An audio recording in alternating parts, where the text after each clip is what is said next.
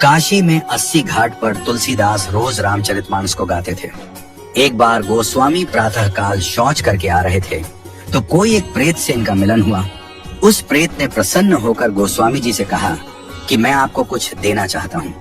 गोस्वामी जी बोले, भैया हमारे मन में तो केवल एक ही चाह है कि ठाकुर जी का दर्शन हमें हो जाए। उस प्रेत ने कहा कि महाराज, मैं यदि दर्शन करवा सकता तो अब तक मुक्त न हो गया होता। मैं खुद प्रेत योनि में पड़ा हुआ हूँ। तुलसीदास जी बोले, फिर भैया हमको कुछ नहीं चाहिए। तो उस प्रेत ने कहा, सुनिए महाराज, मैं आपको दर्शन तो नहीं करवा सकता, लेकिन दर्शन कैसे होंगे उसका रास्ता बता सकता हूँ। तुलसीदास जी बोले कि बताइए। प्रेत बोला, आप जहाँ कथा कहते हैं बहुत सारे भक्त सुनने आते हैं। अब आपको तो मालूम नहीं, लेकिन मैं जानता हूँ आपकी कथा में रोज हनुमान जी भी सुनने आते हैं। सबसे पीछे कंबल ओढ़कर एक दीनहीन कोढ़ी स्वरूप में जो व्यक्ति बैठता है और जहाँ लोग चप्पल उतारते हैं वहीं बैठते हैं। उनके पैर पकड़ लेना वह हनुमान जी ही हैं। गोस्वामी जी बड़े खुश हुए।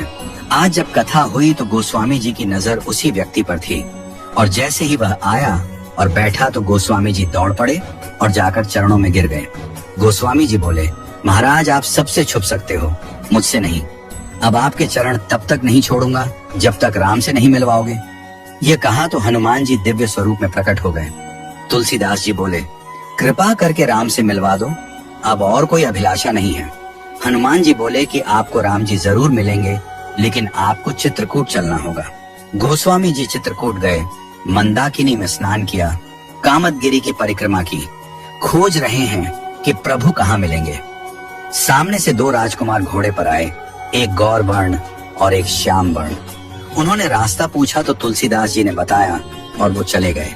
फिर हनुमान जी प्रकट हुए और बोले, अभी जो राजकुमार घोड़े पर थे वही तो राम और लक्ष्मण थे। आपसे ही तो रास्ता पूछा और आपने नहीं पहचाना। ये चूक हम सब करते हैं। न जाने कितनी बार भगवान सामने आए हों और हम पहचान नहीं पाए हों। सबका आदर करो, क्योंकि न जाने किस रूप में नारायण मिल जाए। गोस्वामी जी बोले, हनुमान जी आज बहुत बड़ी गलती हो गई, कृपा करवाइए फिर मिलन हो। हनुमान जी बोले, धैर्य रखो, फिर मिलेंगे। गोस्वामी जी मंदाकिनी के तट पर स्नान कर चंदन घिसते हुए श्री राम जय जय राम गा रहे थे। ठाकुर जी बालक रूप में आए और बोले, बाबा चंदन बहुत प्यारा घिसा है, थोड़ा मुझे लगा दो। गोस्वामी जी ने दिया। हनुमान जी तोता बनकर आए और घोषणा कर दी कि चित्रकूट के घाट पर भाई संतों की भीड़, तुलसीदास चंदन घिसे, तिलक देत रघुवीर। तुलसीदास जी के कानों में यह वाणी पड़ी तो चरणों में गिर पड़े।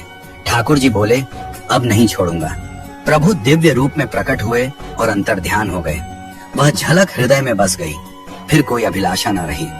परम शांति और आनंद मिल गया। राम की शरण में आराम है, राम राम कर ले। इस प्रकार तुलसीदास जी का राम से मिलन हनुमान जी ने करवाया।